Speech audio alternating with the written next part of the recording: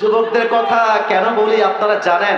এই যুব সমাজ ঠিক হয়ে গেলে দেশ ঠিক হয়ে যাবে, যুব সমাজ ঠিক হয়ে গেলে সমাজ ঠিক হয়ে যাবে।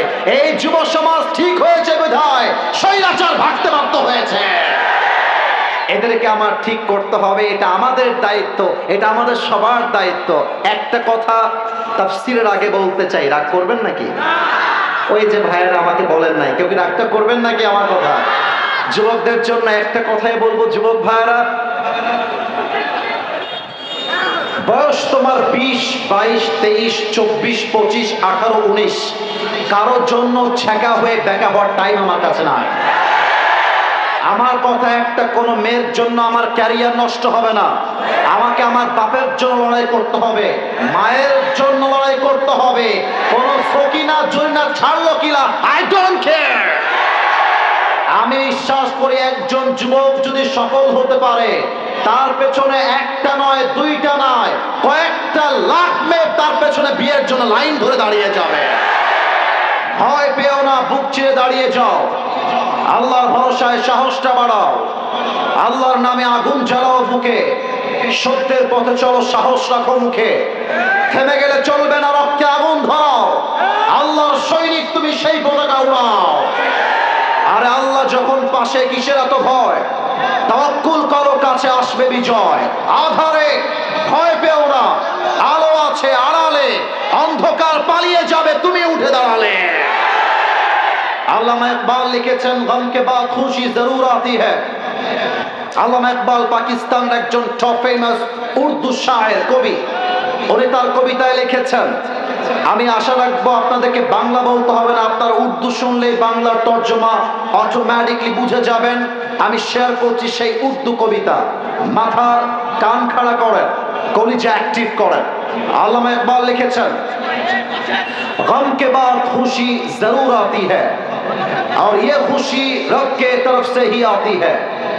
हर रात के बाद दिन की रोशनी छा जाती है और सब्र करने वालों को नेमत मिल ही जाती है। जो दुख में भी रब को याद करता है, रब उसका हाथ कभी नहीं छोड़ता। जो दुनिया से कुछ ना कहे, बस अपनी रब से कहता है, उसकी दुआओं का जवाब खामोशी में आता है। जब तुझे मांगना हो तो उसी से मांग, जब तुझे पुकारना हो तो उसी को पुकार, जब तुझे भरोसा करना हो तो उसी पर कर, क्योंकि भरोसे के काबिल सिर्फ वही है, वो तेरा रब है, वो तेरा अल्लाह है। আরে বেটা, আল্লাহ যদি আমার পাশে থাকে, দুনিয়ার হাজার বেঈমানরা আমার একটা বাঁকা চুলকে সোজা করতে পারবে না। অতএব পরোয়ার টাইম নাই, আমি যুবক, আমার বুকের তাজা রক্ত আছে, মাথার ঘাম পায়ে ফেলবো, তাজা রক্ত পানি করব, নিজের পায়ে আমি নিজেকে দাঁড়িয়ে দেখায় দিব। হাত তো বলো ঠিক কিনা?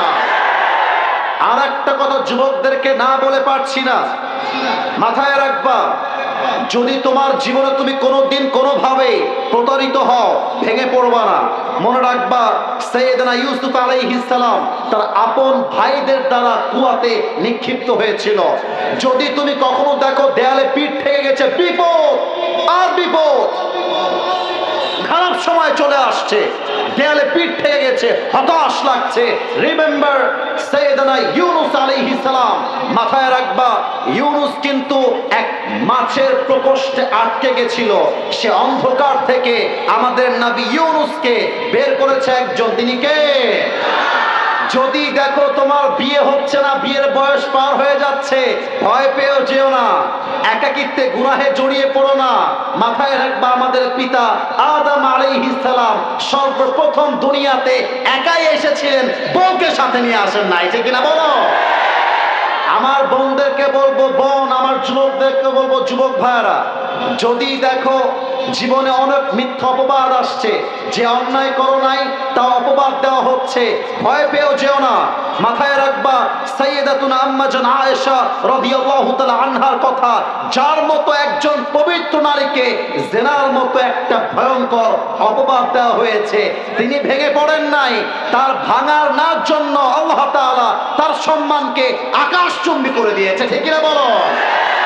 যদি দেখো তোমার বাপ তোমাকে বিশ্বাস করছে না, তোমার মা তোমাকে বিশ্বাস করছে না, ভয় পেয়েও যেও না। মাথায় রাখবা, ইব্রাহিম আলাইহিস সালামকে তার বাপ আগুনে নিক্ষেপ করবার জন্য প্ল্যান করেছিল। অতএব আমার পরোয়ার টাইম নাই, আমাকে সফল হতে হবে, এইটা আমার দায়িত্ব। যে সামনে আসবে তার যত খুশি নাম আমি মুছে রেখে দিব। অতএব যুবকদেরকে বলবো, যুবক ভাইরা আজ থেকে নিয়ত করো, কারোর জন্য তোমার জীবন নষ্ট হবে না। আর একটা কথা বলে ফেলি, আমার অনেক বোনেরা আমাকে শুনছেন, বোনদেরকে বলবো, বোনেরা বিয়ের সময় আসলে টাকা দেখে বিয়ে করার চিন্তা বাদ দিয়ে দেন। অনেক মেয়ে আছে টাকা পাইলে বইরা টাকলার সাথে বিয়ের পিড়িতে বসে যায়। আল্লাহ এমন মেয়েদেরকে হেদায়েত দান করুন, পরে সবাই আমিন।